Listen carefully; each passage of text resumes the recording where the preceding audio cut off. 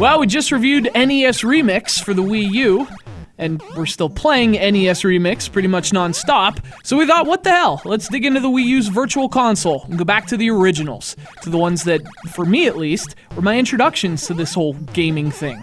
I was already a huge fan of Donkey Kong when I found out.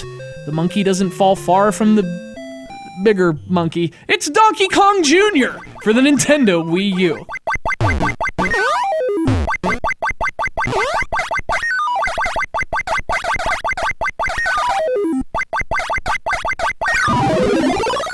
Donkey Kong Jr. is one of my favorite games, and especially one of my favorite sequels, especially in retrospect. You can see in Donkey Kong Jr. a lot of the things that would define the next round of Donkey Kong classics, specifically the Donkey Kong Country titles. So it's like Donkey Kong Jr. is the bridge that connects this franchise's two very distinct eras, and the first way it does that is by changing the gameplay. In fact, that's really one of the coolest things about this game. And it only came a year after the original, and yet Nintendo was already experimenting and pushing the concept further. And that's crazy. Donkey Kong was a groundbreaking game, arguably the very first platformer. And for the second one, Nintendo was already like, let's tweak it a bit.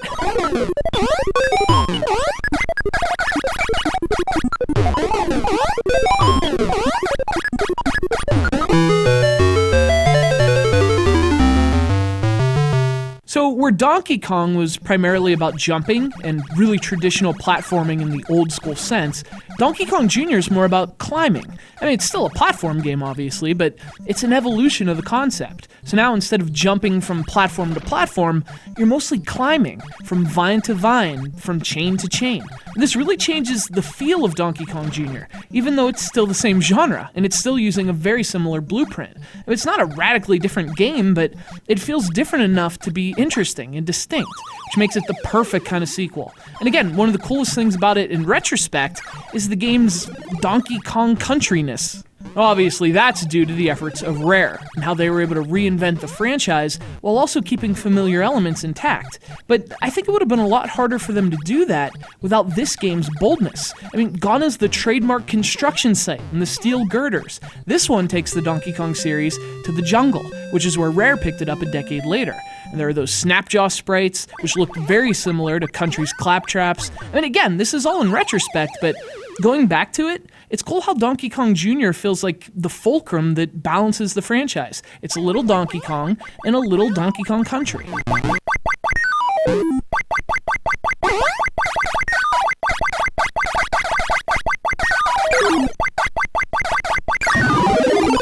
Now, one of the things that made the original game so influential is that it was the first video game to really focus on telling a story. And so it only makes sense that story would be one of the driving elements of the sequel as well.